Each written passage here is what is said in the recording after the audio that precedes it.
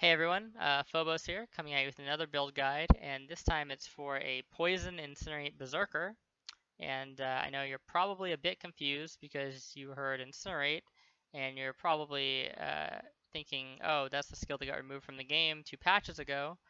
But in fact, it didn't really get removed, it just got nerfed. I know it feels like it got removed, but it's still here.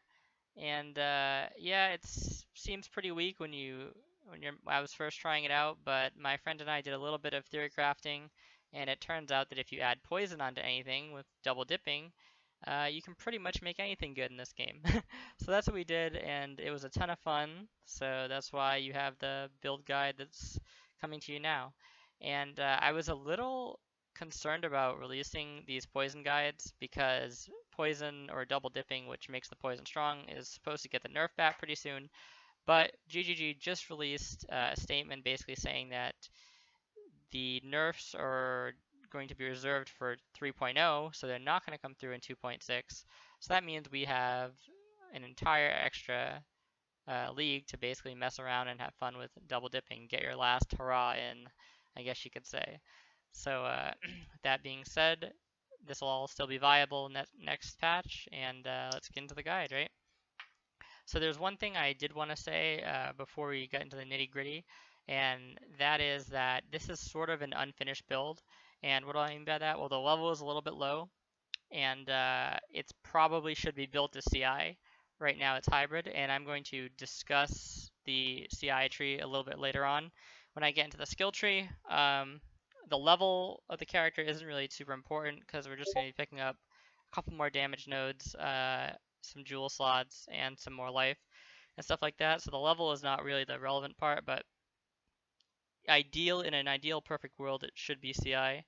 But I will go ahead and provide the passive tree for that and why I think it should be CI basically.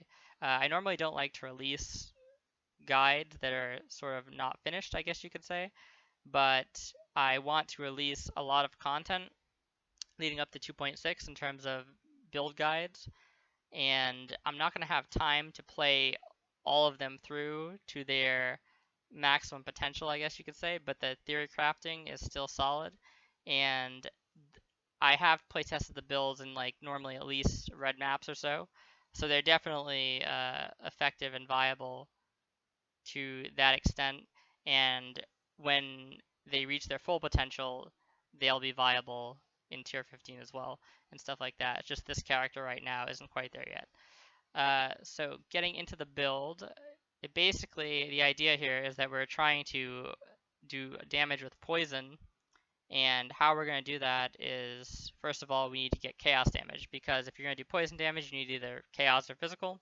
and we're not going to be doing physical, so we need chaos. So that means we're running 2 Consuming Darks and an Infernal Mantle.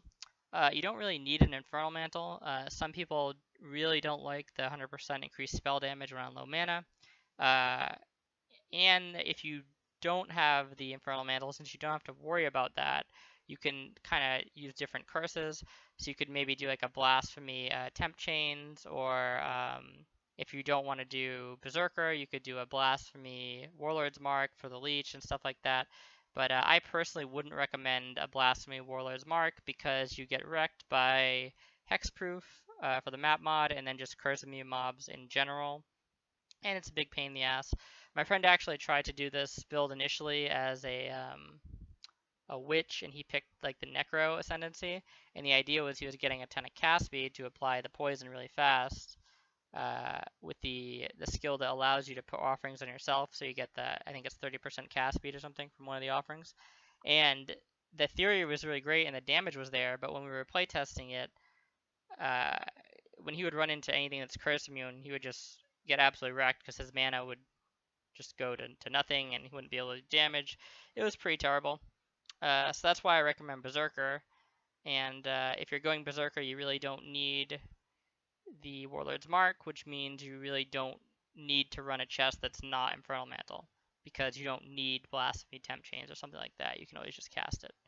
But yeah, so, and the thing is that the Infernal Mantle is just really good for damage because it's a +1 to fire gems, which is insane for Incinerate. And then you have 32% fire damage, which is great. And then typically I wouldn't really make a big deal about the 15% fire to chaos conversion, because if you're just doing a build where this is only going to convert 15% of your damage to chaos, and that damage is basically just being used to pass their elemental resistances of the mob, it's not a huge deal. But in this case, your chaos damage is actually being scaled, and that's where your poison damage is going to be based off of. So having any extra base chaos damage before the scaling is really great. So that's pretty much why I would recommend Infernal Mantle as a chest for this build. And so that's the chest and the 2 weapons. And then the gloves, we're using Winds of Change. Now I also recommend using these because basically because of the projectile speed, because I'll actually show you the incinerate range. Now this is with a 20 quality incinerate and Winds of Change. And it's not really that far. It's not terrible, but it's not really that far. So if you don't have Winds of Change, that lowers even more drastically. And I can actually show you. So it's not terrible still, but not really good. And when you combine the fact that Winds of Change give you health, they give you projectile speed, and they give you projectile damage, they're pretty insane gloves. Now the thing about the projectile damage is it actually double dips in this case. So we're getting 38% damage on our initial incinerate hit, and then we're getting the 38% increased damage applied to poison. So I think with that, that's kind of like the tipping point for me, where these are definitely worth it to use because of the double dipping on the projectile damage. And so for the helm enchant, I'd probably go for the incinerate damage per stage. That's probably the best damage enchant, but again, you could also get the increased projectile speed with incinerate and to make that range just a little bit longer as well. Boots, nothing special here, just basically looking for a hybrid. These actually have a really good lab enchant on them.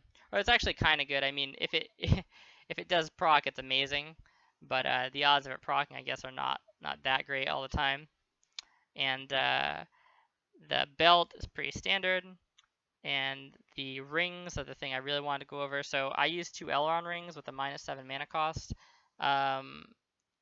These aren't required, but I would suggest some type of Elrond ring. Like, you don't need necessarily the -7. I think it goes up to -8 or -9.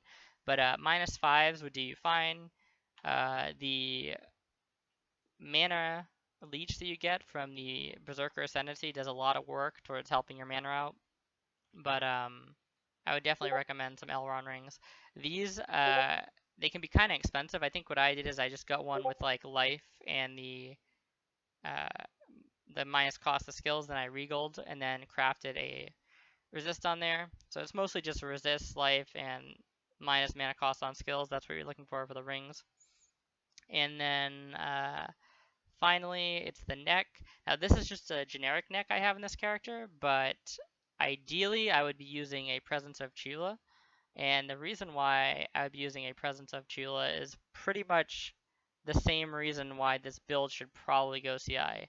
And I'll get into that in a little bit more detail later, but basically the problem with this build is that it uses Ghost Reaver, and it doesn't have any life regen because we have Vol Pact, and we're leeching to our ES.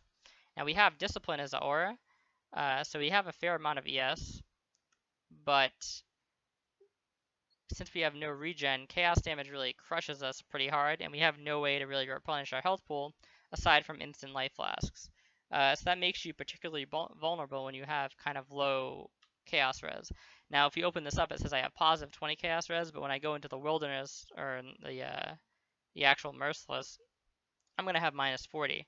And when I pop my Series flask here, which this is an amazing flask to have, by the way, because the chaos res, the extra leech, and the extra damage, you should definitely have one of these. This will go to basically like -5, I think, because it should be -40 in merciless, and then you get +35.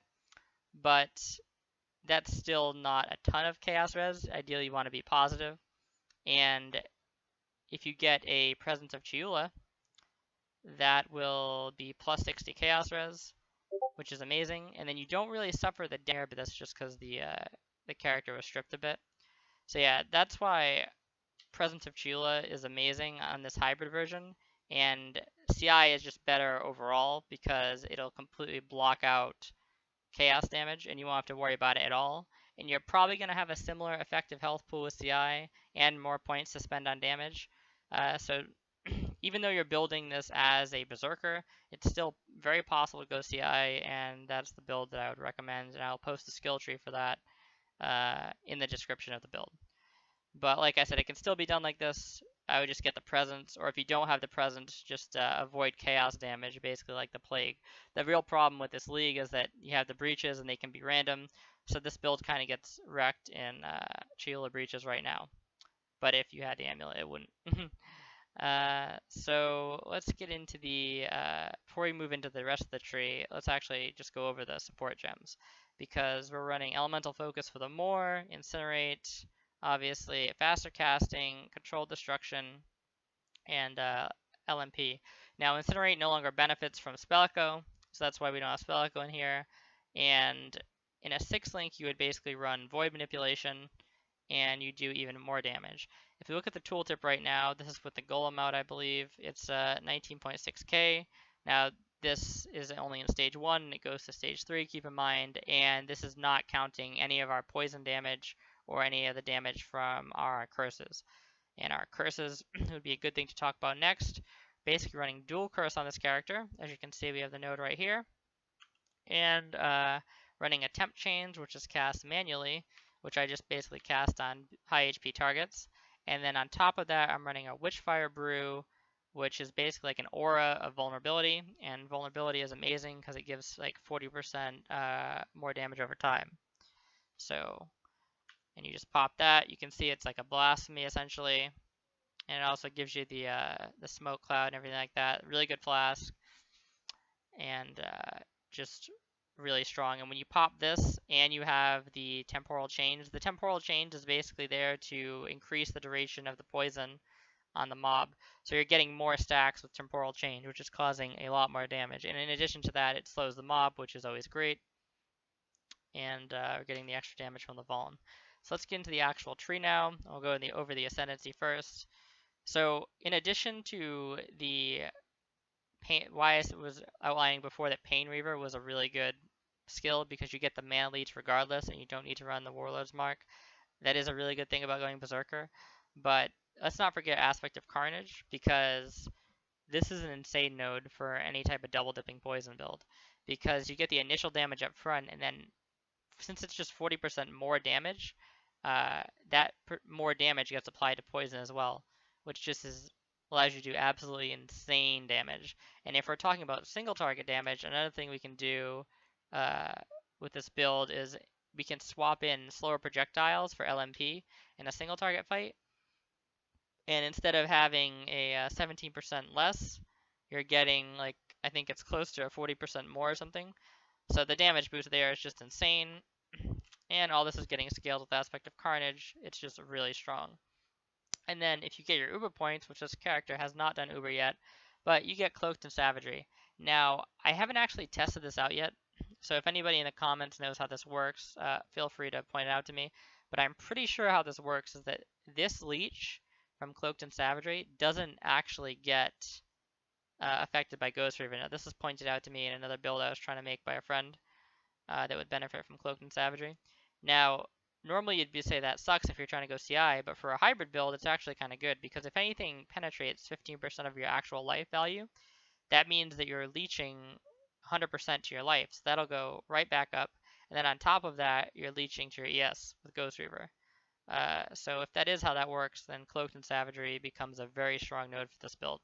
I'm going to try and test that out towards the end of the league when I hopefully get a presence on this guy and stuff like that. But just going into the regular build, it's pretty much what you would expect. You just get life. Elemental Overload, very important. You proc this with Orb of Storms. And basically getting chaos damage because most of it double dips. Some damage over time there as well. The jewels you're looking for can be kind of a mix of anything, right? It's like damage double dips, projectile damage double dips, chaos damage double dips for the most part, and then you have maximum life and energy shield you can get on gems. So it's kind of just your pick to decide what you think is more important for your character at the time. Now, as you can see, just get more chaos damage, Ghost Reaver necessary here.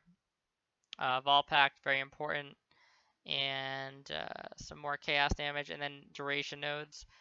Duration nodes are huge because, like I said, with temp chains, they extend the duration of the poison, which allows you to get a lot more stacks and do a lot more damage. So that's pretty much the tree. And yeah, like I said, the CI version of this likely stronger, and I will post the tree for that in the comments. And there's not going to be anything really different from the gearing for a CI. You're just going to need a really high ES helmet and high ES boots, and we're going to get a decent amount of CI from the tree. I would say you probably end up with maybe like around 8k ES in, I'd say, mediocre gear, which isn't too bad. So it's not like a super high HP pool, but you're doing a lot of damage, and you're leeching it all back to your ES, and you're completely immune to chaos damage. So that's why I would recommend that. And in that build, you could just run like a normal Chila amulet. You wouldn't have to get this one, since it's largely useless for CI because none of the extra effects really benefit CI. So that's pretty much the build, and if you have any questions or concerns, just let me know. Like I said, I'm going to try and finish this off later, but there's no guarantee, so I just want to get it out there because I do think it's a strong build, and you can have a lot of fun with it if you decide to make it your main build. Oh, and one more thing is, as far as the movement with this build goes, we do use Whirling Blades, but it's just stripped off this character. So it's actually moves around fairly well. The range on the Incinerate isn't the best, but it clears at a pretty fine speed, I would say, and it kills bosses really fast. So yeah, that's pretty much the build. And like I said, any questions or concerns, leave them in the comments. I'll get back to you. Thank you very much, and see you next time.